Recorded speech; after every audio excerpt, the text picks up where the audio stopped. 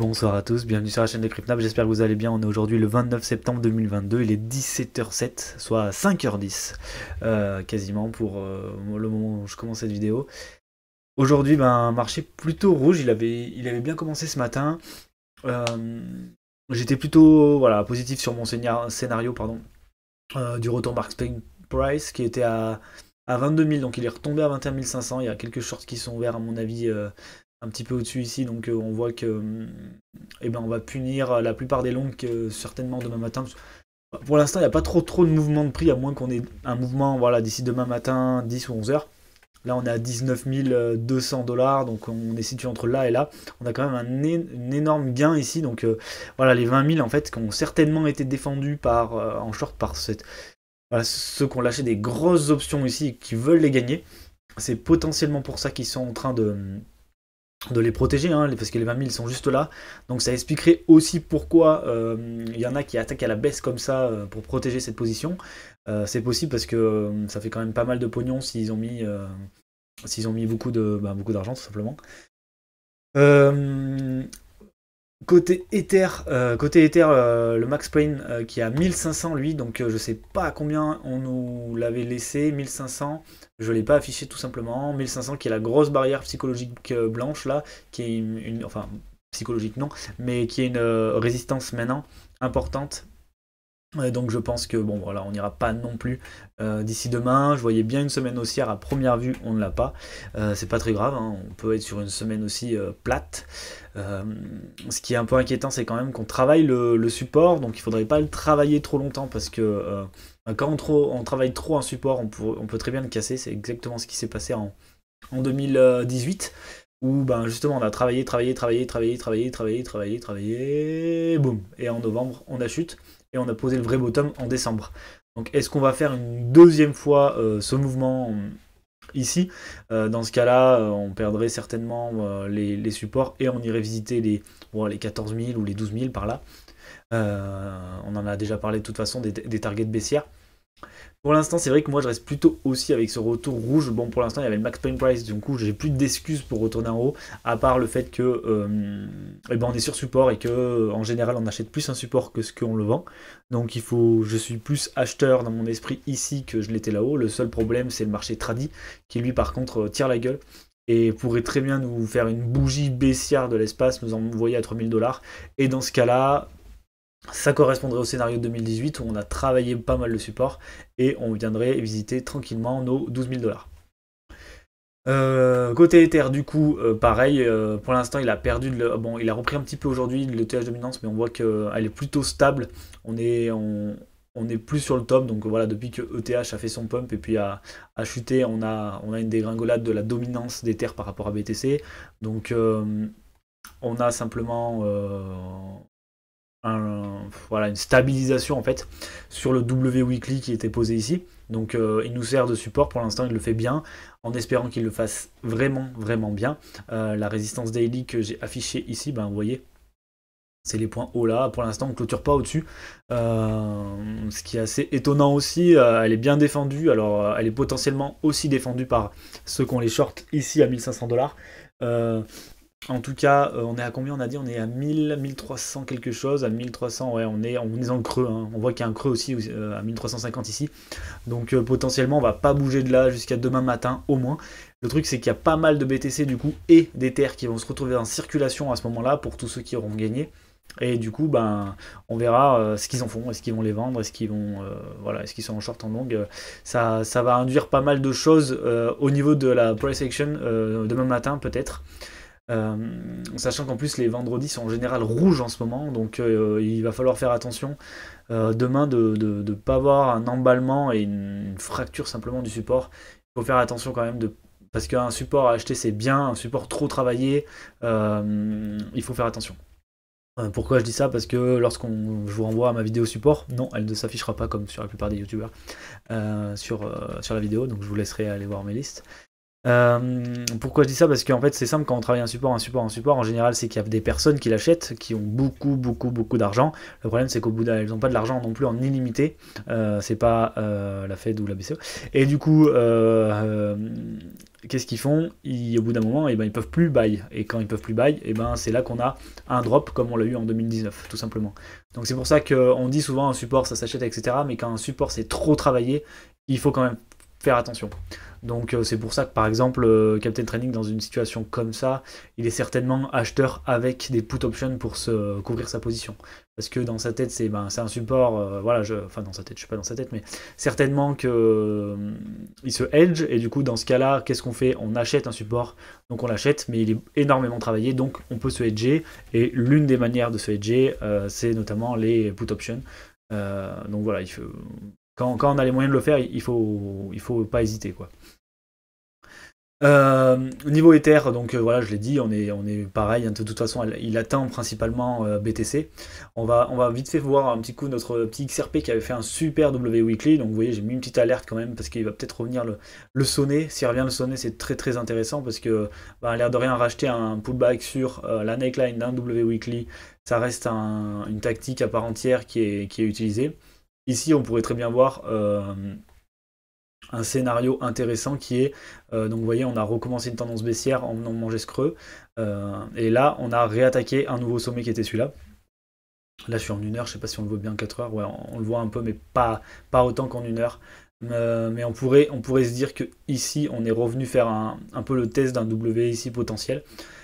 Et on pourrait repartir. Donc voilà, on n'ira peut-être pas jusqu'à la neckline. Je pense que ça va vraiment dépendre du Bitcoin parce que si le Bitcoin repart à la hausse, XRP pourra tranquillement profiter. Tandis que si Bitcoin repart à la baisse, je pense que voilà, on aura ce retest de la neckline. Il faut pas oublier que XRP, je vais me mettre en weekly, XRP par rapport à Bitcoin, a posé un W ici hyper intéressant. Donc il l'avait ici, je me l'étais noté, mais voilà, il est là exactement. Le W comme il l'avait été ici. Donc on pourrait très bien avoir une petite chute avec un retour sur XRP BTC sur cette neckline et puis après un retour à la hausse qui serait très profitable à XRP, hein. Donc ceux qui en ont, qu'on a acheté très haut, pourraient très bien profiter. Hop, je vais me remettre en weekly, mais je vais passer sur USDT. Pourraient très bien profiter d'une zone comme ça pour... pourquoi j'ai mis ma grosse flèche jaune? C'était par rapport au volume, il me semble. Ouais, je m'étais noté en haut. Ok. Vous voyez, on a cassé la trendline. Maintenant, ce qui serait vraiment intéressant, et en faisant un super W Weekly, voilà, il est vraiment très propre, vous voyez.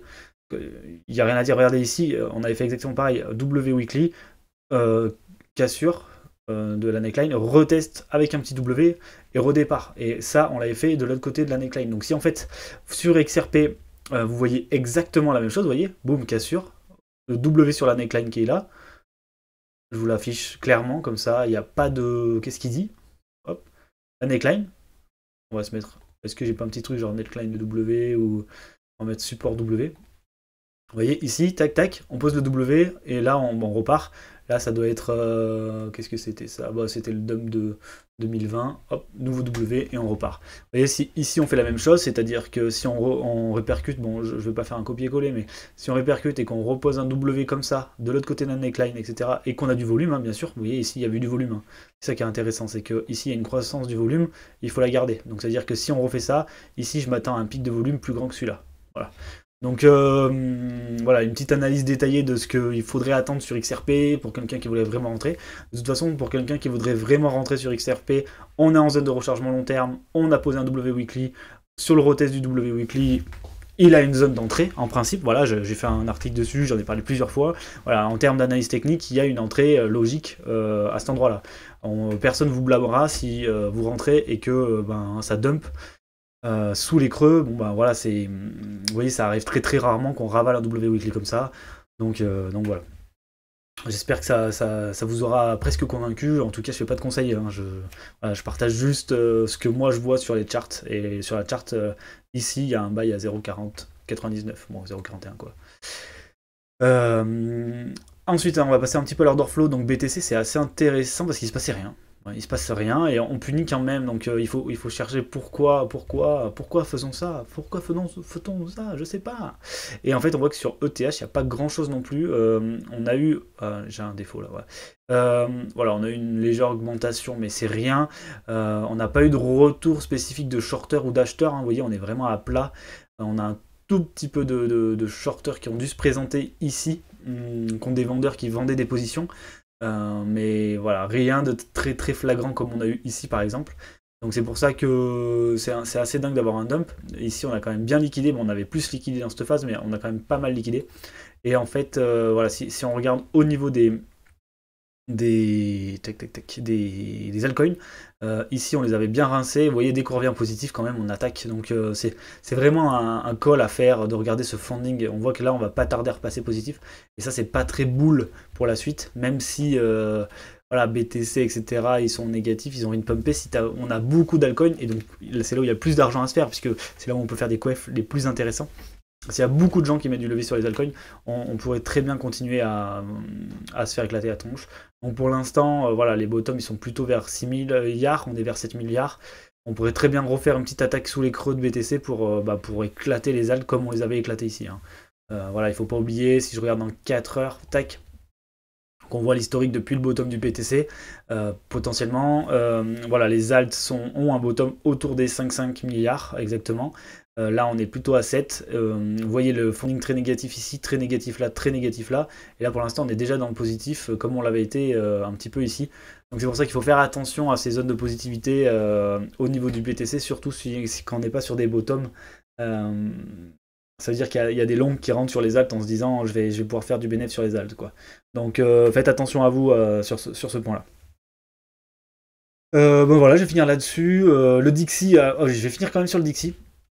Parce qu'il y a une bougie très intéressante qui se mettrait en place ici si le Dixie clôture comme ça cette semaine.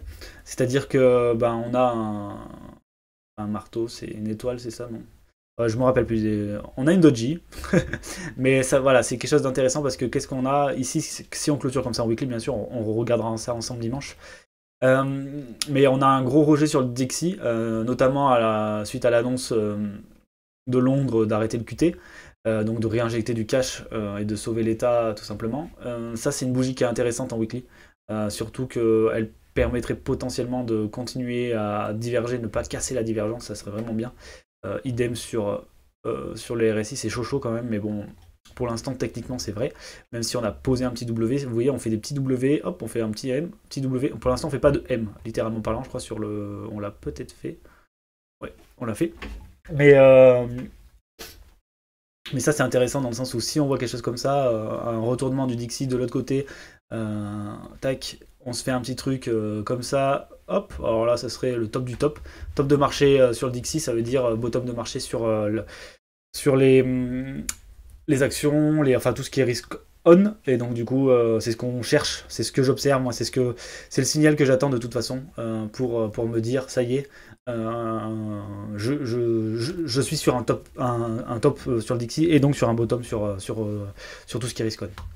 Voilà, je vous laisse là, je conclurai là-dessus. Bitcoin, on va voir ce qu'il donne, il travaille son support, il faut faire attention, notamment en daily où il fait que le travailler. J'espère qu'on va pouvoir repartir, comme je le dis, dans la zone haute et la petite zone jaune que j'avais tracée début de semaine.